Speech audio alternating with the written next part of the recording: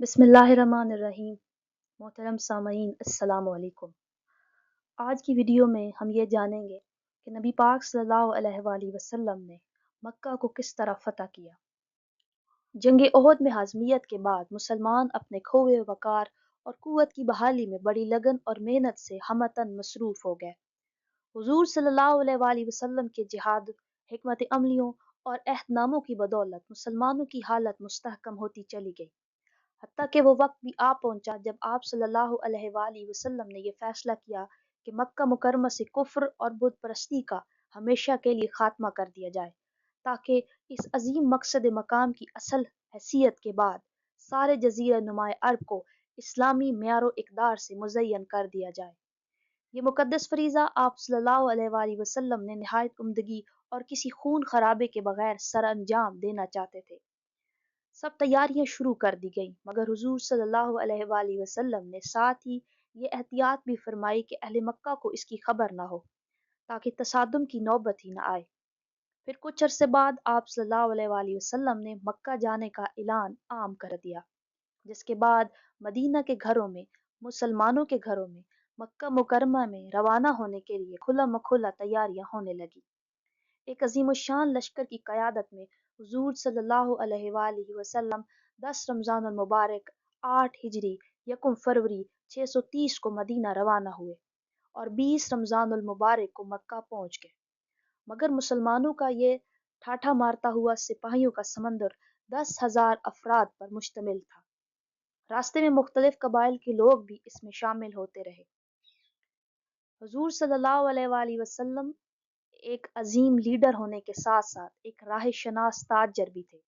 इसीलिए आप सल्लल्लाहु अलैहि वसल्लम ने ऐसा रास्ता इख्तियार किया कि कफ़ार मक्का को इस मामले की उस वक्त खबर हुई जब लश्कर इस्लाम ने मक्का से सिर्फ 1 मील दूर अपना पड़ाव डाल लिया था। जब मुसलमानों के खैमे दूर दूर तक फैल गए और रात को सिपाहियों ने आग रोशन की, तो वो रेतला इलाका एक खूबसूरत वादी का नज़ारा पेश करने लगा। कुफ़ार के सरदार अबू सुफियान खैबर नबी के पास से गुजरे तो मुहाफिज दस्ते ने उन्हें पहचान कर रोक लिया।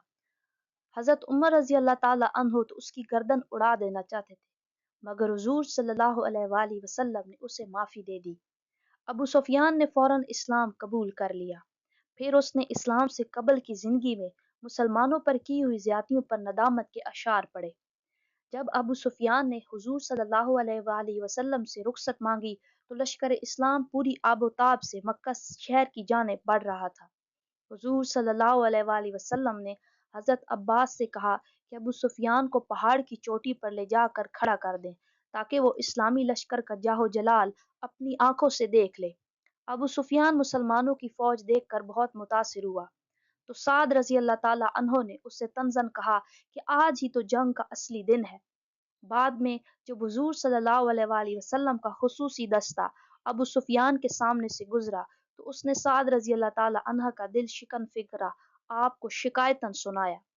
हुजूर सल्लल्लाहु अलैहि वसल्लम ने उसे तसल्ली दी और फरमाया, साद रज़ी अल्लाह ताला अन्हा ने बिल्कुल गलत कहा था। आज तो खाना काबा की छीनी हुई इज्जत का बहाली का दिन है। आज का दिन तो अमन दिलाने का दिन है। फिर आप सल्लल्लाहु अलैहि वसल्लम सूरत फतह की तिलावत करते हुए आगे निकल गए। सूरत हाल के सरसरी जायजे से ही अहले मक्का की अक्सरियत इस नतीजे पर पहुंच चुकी थी कि अब मुसलमानों की मुखालफत बेसूद है। वैसे भी वो रोज़ रोज़ की माजराइयों से तंग आ चुके थे और फौरी अमन अमान चाहते थे। तजारती शोरा पर भी मुसलमानों के कब्जे से उनकी तजारत तबाह हो रही थी और वो माशी और इक्तसादी बुरहान से निजाहत के ख्वाह थे। मगर इन सब बातों के बावजूद एक फितना अंगेजों का गिरोह उनमें अब भी मौजूद था, जो तसादुम पर तुला बैठा था। उन्होंने औबाशों का एक छोटा सा लश्कर तैयार किया और मक्का के एक पहाड़ पर जा बैठे। अबू जहल का लड़का उनका सरदार था। उन्होंने खालिद बिन वलीद के दस्तों के 3 नामवर मुजाहिदों को शहीद भी कर डाला था, जिस पर हजरत खालिद बिन वलीद रजी अल्लाह ताला अन्हु तैश में आकर उन पर टूट पड़े और शरपसंदों के उन तमाम आदमियों को मौत के घाट उतार दिया। बाकी गुंडे भाग निकलने में कामयाब हो गए। उधर कफार मक्का के चंद मगरूर और सरकश सरदारों के सर तन से जुदा कर दिए गए। یہ برتناک منظر دیکھ کر ابو سفیان چیخ اٹھا کہ قریش کا سرسبز گلستان ویران کر دیا گیا۔ کفار مکہ بے حد سہمے ہوئے تھے۔ وہ ماضی میں کی گئی زیادتیوں پر شرمندہ تھے اور انہیں کچھ پتہ نہ تھا کہ ان سے کیسا سلوک ہوگا۔ آخر کار شہر کے ایک بہت بڑے اجتماع سے خطاب کرتے ہوئے حضور صلی اللہ علیہ وآلہ وسلم نے لوگوں سے پوچھا، بتاؤ کہ آج تم سے کیسا سلوک کرنے والا ہوں؟ سب نے بیک آواز کہا، آپ شریف ہیں، آپ صلی اللہ علیہ وآلہ وسلم سے صرف خیر کی امید ہی کی جا سکتی ہے۔ اس پر آپ صلی اللہ علیہ وآلہ وسلم نے فرمایا، آج میری طرف سے تم پر کوئی سزا نہ ہوگی، آج تم سب آزاد ہو۔